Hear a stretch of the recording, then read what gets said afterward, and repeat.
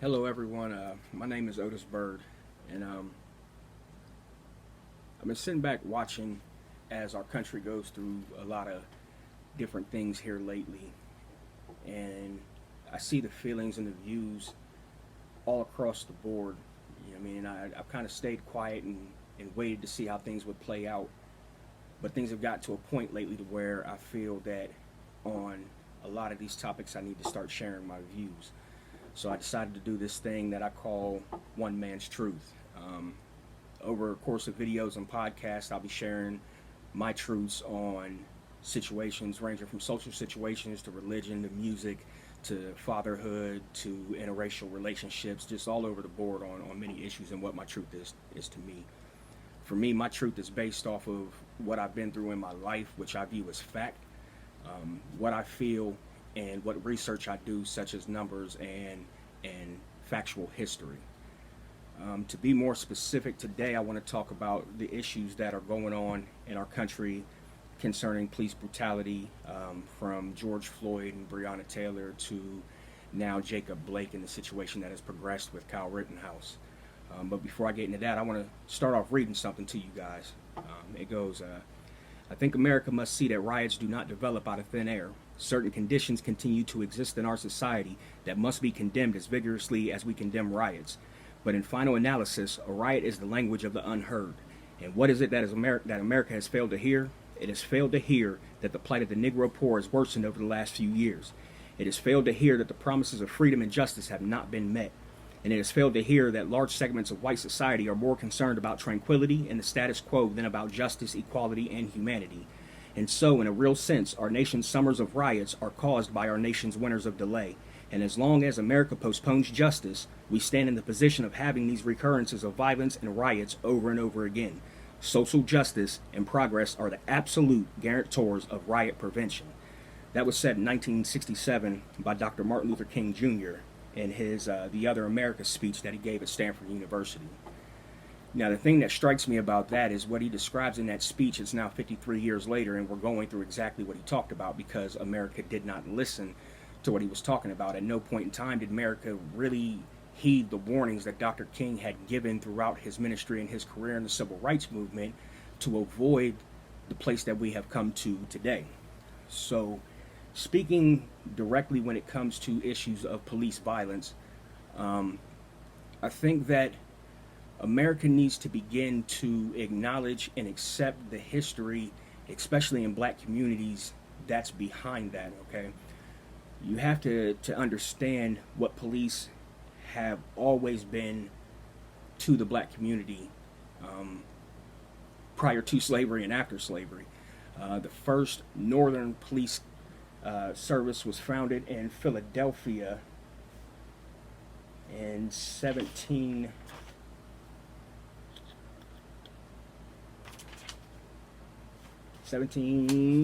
where are you at?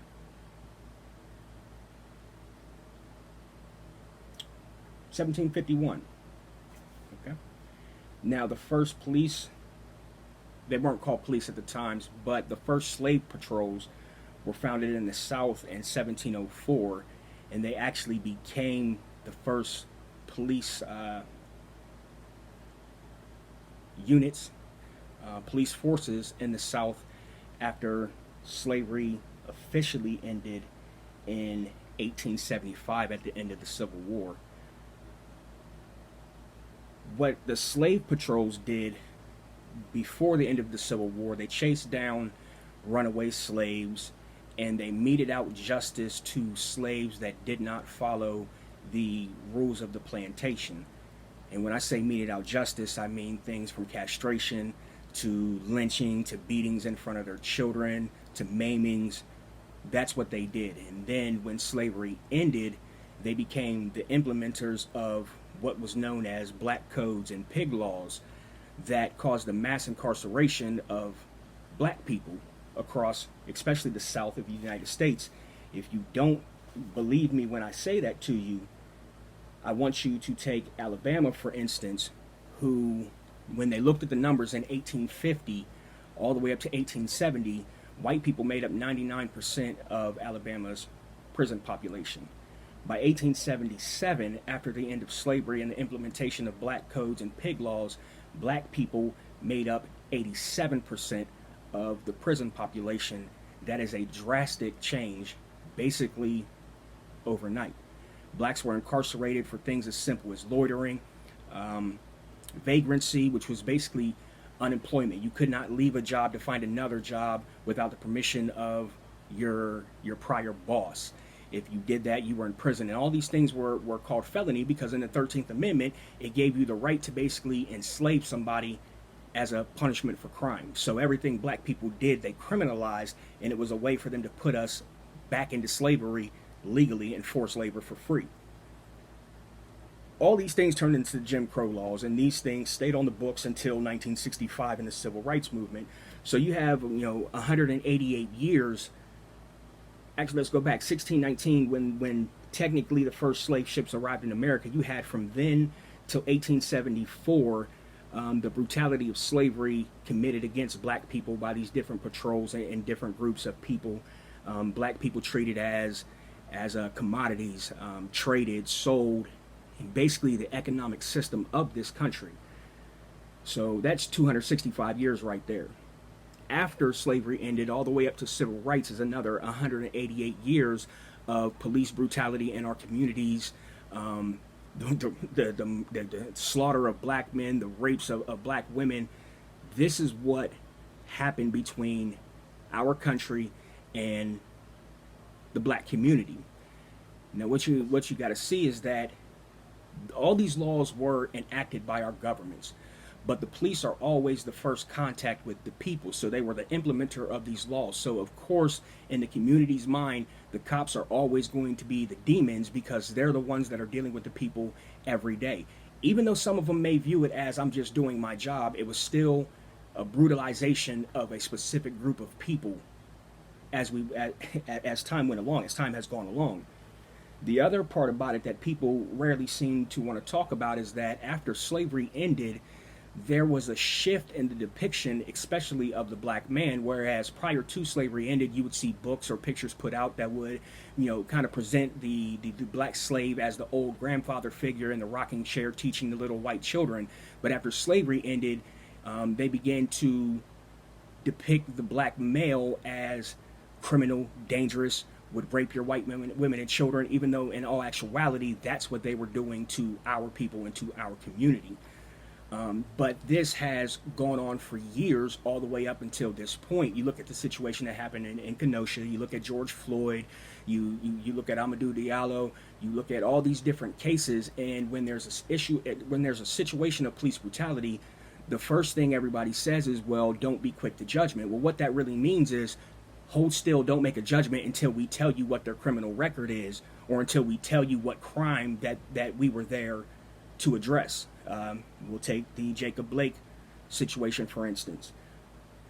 Now, from the video I've seen, okay, yes, he was in an altercation with police on the back passenger side of the car where they were attempting to arrest him and he was resisting arrest. I will give you that. Now, there are debates or conflicting stories, number one, about why Jacob Blake was in that area in the first place, but number two, over this knife issue. First, they said that he was near a knife. Then they said that he had a knife. Then they said that there was a knife in the car. Then they said that he told them that he had a knife. Well, I have an issue with all of these things, number one, because number one, being near a knife is not being armed, okay?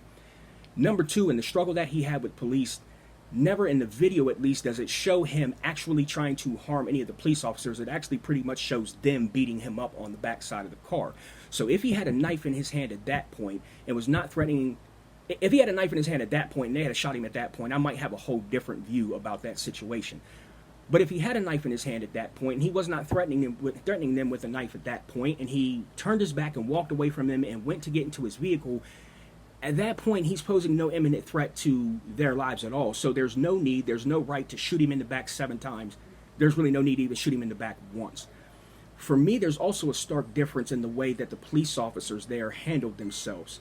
You had 2 other officers who stayed and stood back at a safe distance to where Mr. Blake would not have been able to cause them any physical harm, even if he was going to the car to get a knife. They were at a good enough distance to where if he emerged with that knife, they could have dispatched him, and it would have been okay because it would have been caught on camera. Everybody would have saw that he came out of the car with a knife to be aggressive.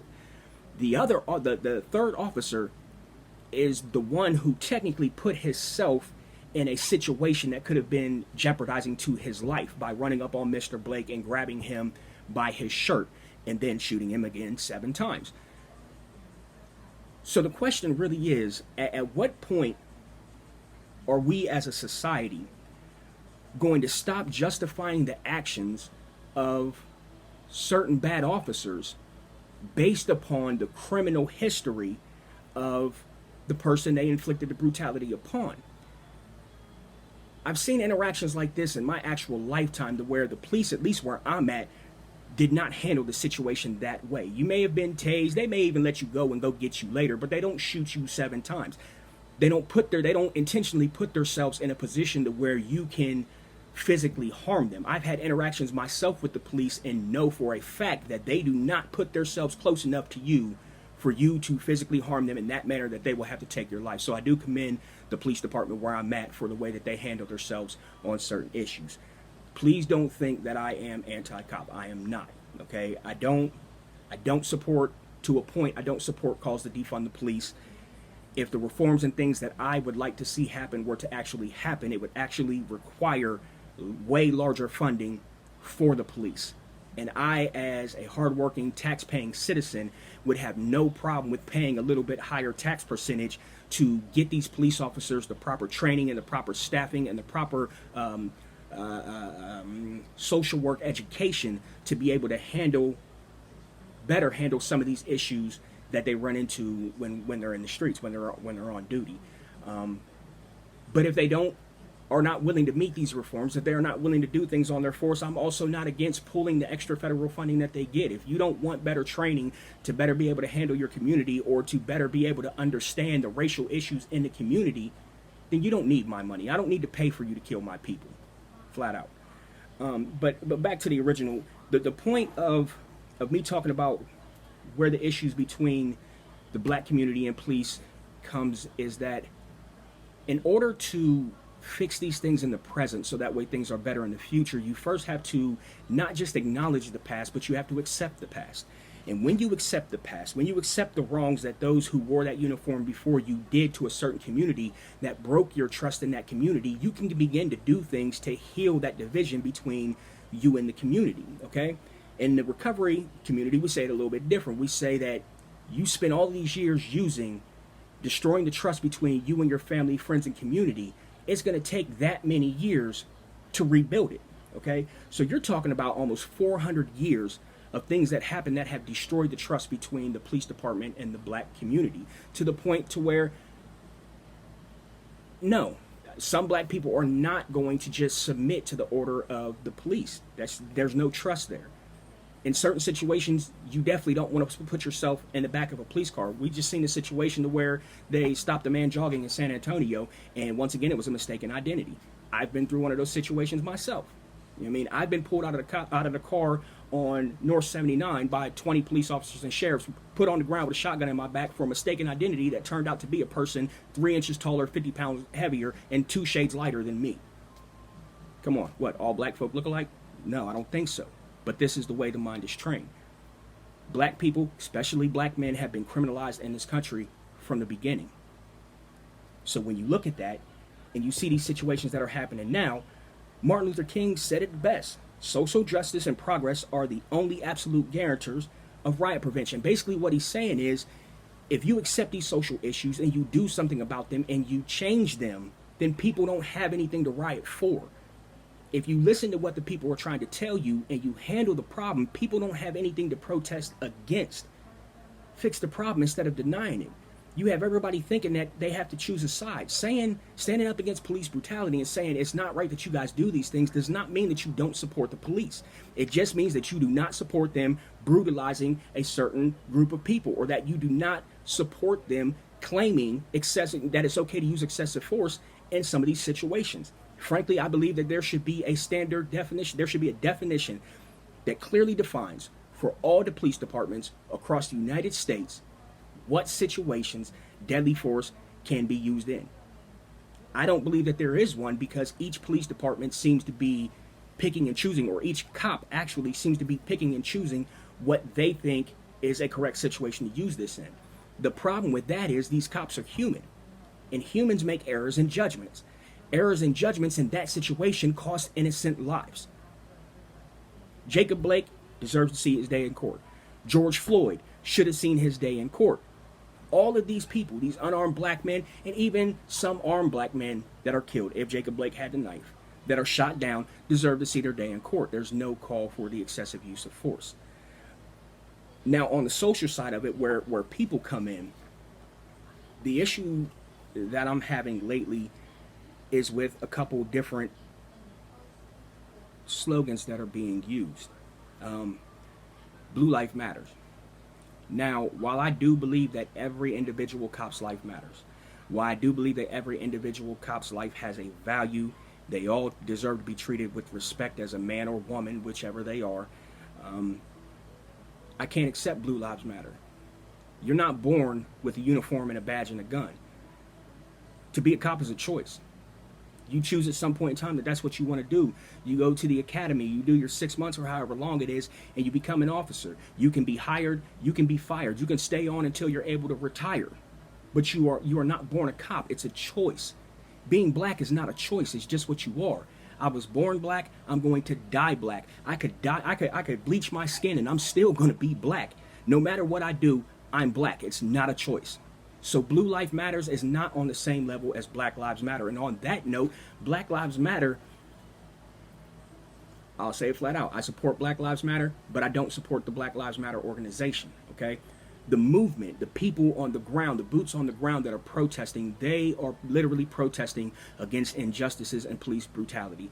When they say defund the police, they are talking about things like reallocating funds that are given to the police to different things such as education and housing. Now, while the organization may be talking about disband the police, that's not what the person on the ground protesting is talking about. So yes, I support Black Lives Matter. I stand with the protesters. I tell the protesters, do not be peaceful. Do not be peaceful at all. Lift up your voice, raise your hands, gather together, march on courthouses, march on police precincts, and raise your voice until the people inside cannot hear their thoughts. But don't be violent. Being nonviolent and being peaceful are not the same thing. They're two different things. You don't have to be peaceful. You can protest and not be peaceful and not break any laws at the same time. But when you move into violence, you have defeated your own argument. Once you move into violence, you allow the narrative of the argument or of the conversation to be changed, and it's always going to be changed negative. You will always be criminalized. You will always be viewed as thugs and anarchists or whatever they call you now. You know what I mean? So don't move into violence. Violence is not going to solve the issue. You cannot protest violence and use violence. Violence begets violence. It's the same as hate cannot drive out hate. Only love can do that. So you got to look at yourself as you're going to these protests. And I say to the protesters the same as I feel towards the police. If you're out there protesting and you see somebody who is trying to antagonize things, or you see somebody who is committing these acts of violence that are driving the protest in a different direction, you need to hold them accountable, whether in your community or whether to those same police officers. You need to hold them accountable, because that's the only way that your voice will actually mean something. And you can show that you are trying to stand up for what is right and true. But I say the same thing to the police officers. See, I know that there's a racist police officer or a police officer who does his job in a discriminatory manner in every single police department, okay? I know there are some in the one that in the town I live in. I know that for a fact because of interactions with them. When you are a cop who is a good cop, okay, but you know that there is somebody else on your force who feels this way or who does this job this way, and you fail to hold them accountable, in my view, you are complicit in whatever actions they take, okay? I understand the thought and the feeling behind the brotherhood of being a cop. I have brothers myself, but the difference is that we were brought up that my brothers are to hold me accountable for my actions. Hold me accountable does not mean that they're not going to have my back. They have my back through everything. But they make sure that I know when what I do is wrong, or what I'm feeling is wrong, or what I'm thinking is wrong. If I do it in a public manner, they make sure that the public knows that what I did was wrong, but then they still support me. We need to see more of that from the police. If we saw that from the police, if we saw you guys holding each other accountable, I think that would change a lot of your relationship between the black community. And then when one of you guys commits a crime or does one of these things that are not okay, you got to hold them accountable then too. You can come out and say, look, he was way out of the line. He deserves whatever penalty he gets for this, but he's still my brother. I'm still going to support him. I hope that the police union does the best job that they can to defend him. It's okay to say that. It's okay to admit the wrong that your brothers were doing and still support them. It's all right. You guys want to fix these problems, that's what you got to do. Protesters, you want to fix these problems, you got to stop being violent. It's that simple. But at the same time, people have to understand that our lives are not the same as yours. They do not have the same value. My life has more value than your occupation. You can choose to quit being a cop. I cannot choose to quit being black. On the other subject, all lives matter. You're right, all lives do matter. But all lives cannot matter until black lives matter. But my main issue with this is the failure to hear all lives matter in all of these other circumstances, okay? 9/11 happened. Arabs and Muslims were being persecuted all over this country. There was an Arab store owner down on Hudson Street who was pulled out of his own store and beaten senseless after 9/11 happened. I didn't hear anybody saying all lives matter, okay? I didn't hear anybody saying all lives matter when the president tried to do the Muslim travel ban. I didn't hear anybody saying all lives matter when it comes to our immigration policy and children being separated from their mother and their father at the border, being put in detention centers and dying in there. Nobody's saying all lives matter.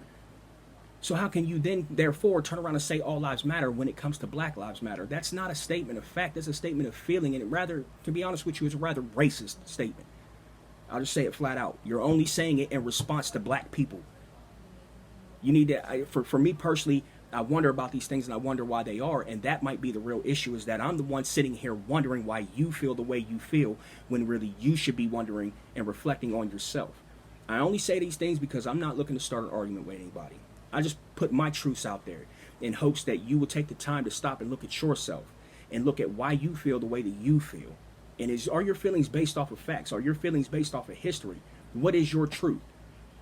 And if you can reflect on yourself and you can reflect on these situations in this country, where they came from, why they started, and why they continue to be antagonized, and honestly, by who, I really believe that a lot of people's truths about what they support or don't support will change.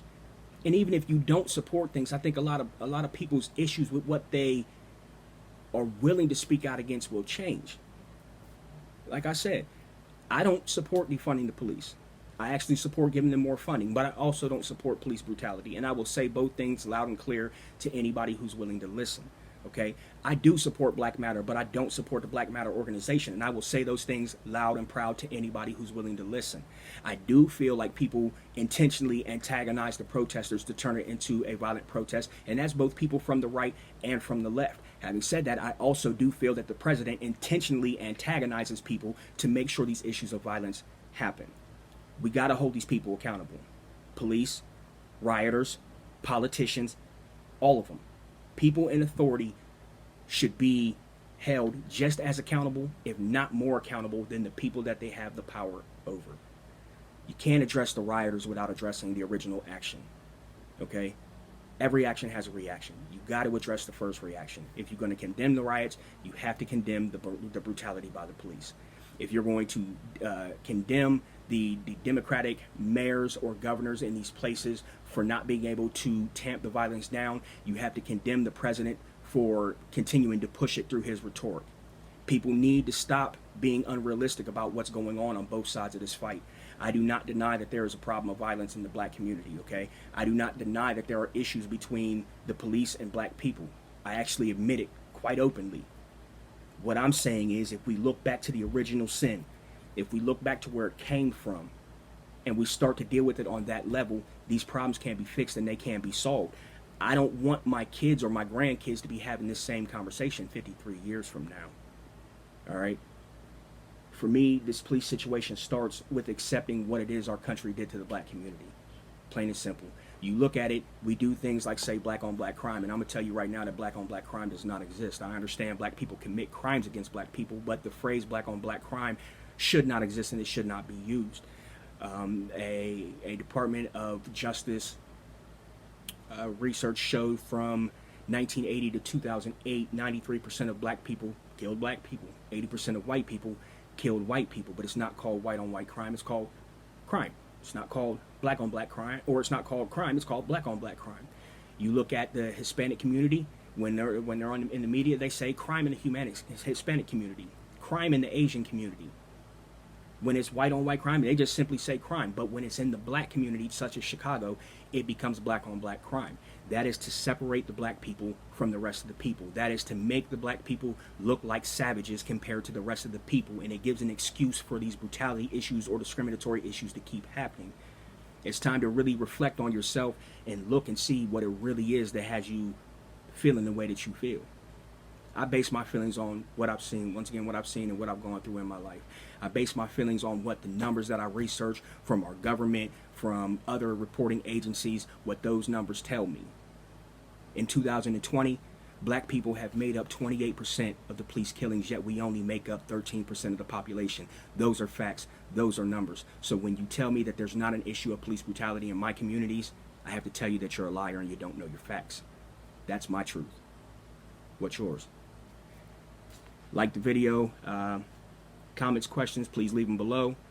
You can go to YouTube, check out the videos on YouTube. It's the number one Man's Truth is the channel name. If you would like to see it live to where we can interact in real time and I can answer questions in real time or put my truths out there in real time, put that in the link below as well. Depending on how many comments or requests for live I get will determine whether I choose to do that or not.